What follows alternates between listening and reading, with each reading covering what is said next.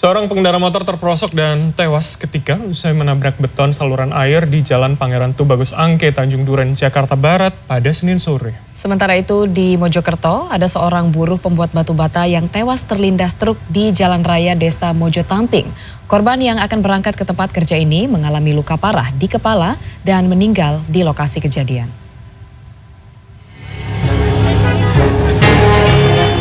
Seorang pengendara motor terperosok usai menabrak beton saluran air sedalam 50 cm di Jalan Pangeran Tubagus Angke, Tanjung Duren, Jakarta Barat, Senin sore.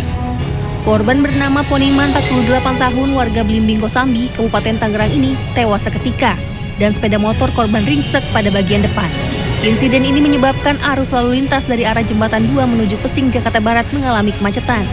Guna kepentingan otopsi, petugas kepolisian dari unit Laka Lantas Satuan Wilayah Jakarta Barat mengevakuasi jasad korban ke Rumah Sakit Cipto Mangunkusumo. Itu masuk ke parit atau gimana nih? Ya langsung masuk ke parit, ya hilang kendali ke parit. Penyebabnya dan? Kami masih dalam penyelidikan. Seorang buruh pembuat batu bata tewas terlindas truk di Jalan Raya Desa Mojotamping, Kecamatan Bangsal, Kabupaten Mojokerto, Senin pagi. Korban bernama Siti Marfuatun, 51 tahun, warga Desa Ngrowo, Kecamatan Bangsal, Kabupaten Mojokerto. Petugas PMI Kabupaten Mojokerto dan Satlantas Polres Mojokerto langsung melakukan evakuasi dan membawa jenazah korban ke Rumah Sakit Profesor Dr. Sukandar, Mojokerto.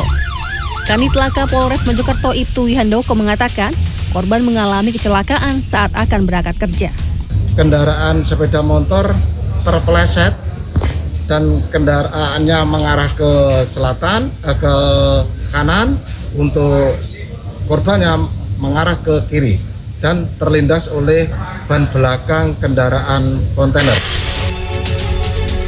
Kepolisian Polres Mojokerto telah melakukan olah TKP dan meminta keterangan sejumlah saksi. Kini barang bukti berupa sepeda motor dan truk pengangkut kontainer diamankan di Mapolres Mojokerto. Tim Liputan CNN Indonesia. Dan kita beralih ke informasi lainnya, evakuasi satwa lindung jenis lutung Jawa di Desa Jampang, Kabupaten Bogor, Jawa Barat pada Senin siang berlangsung dramatis saat keluarga pemilik berat hati melepas peliharaannya. Ya, selain sempat saling rata, primata langka tersebut juga menolak dibawa petugas.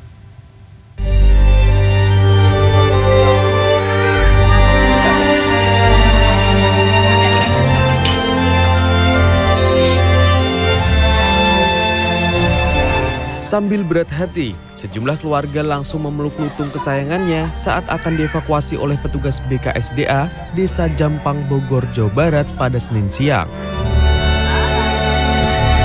Mereka nampak gusar lantaran harus berpisah setelah lebih dari 3 tahun hidup bersama. Selain tak mau melepas kaki sang majikan, primata langka ini juga sempat menolak masuk kandang hingga berkali-kali dibujuk pengasuhnya. Sebelumnya, bencana tsunami Ujung Kulon, Banten 4 tahun silam membuat lutung Jawa ini harus terpisah dengan induknya saat berusia bayi.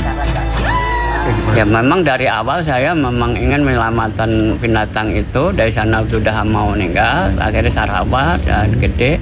Saya memang sudah rencana pengen menyerahkan ke dinas, cuma saya belum tahu alamatnya. Akhirnya saya nyuruh anak saya ini cari coba. Sementara pihak BKSDA mengaku sengaja mengevakuasi lutung lantaran adanya laporan warga memelihara satwa dilindungi. Selain dinilai rawan penyakit menular, warga juga terancam resiko sanksi penjara karena melanggar Undang-Undang Konservasi Alam.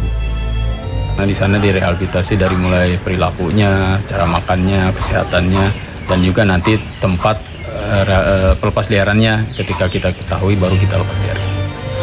Rencananya lutung ini akan direhabilitasi di kawasan Cigudeg sebelum nantinya dilepas liarkan kembali ke habitat alam. Muhammad Juanda, Bogor, Jawa Barat.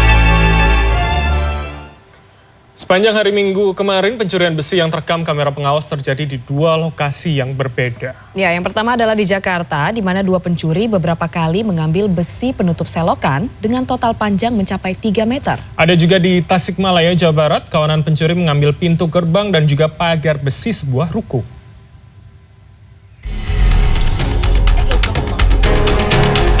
Pencurian besi penutup saluran air di Jalan Raya 6 Cengkareng, Jakarta Barat terjadi pada akhir minggu kemarin. Tak tanggung-tanggung, pencuri yang terdiri dari 2 orang ini mengambil 3 besi penutup sepanjang 5 meter sejak Sabtu sore hingga Minggu dini hari. Para pencuri itu datang ke lokasi dengan sepeda motor dan juga mengangkut besi curian itu di atas motor mereka. Menurut salah satu warga, pencurian di kawasan itu memang sudah berkali-kali terjadi.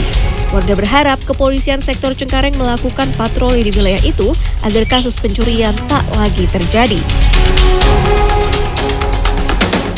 Pencurian besi juga terjadi di Tasikmalaya, Jawa Barat.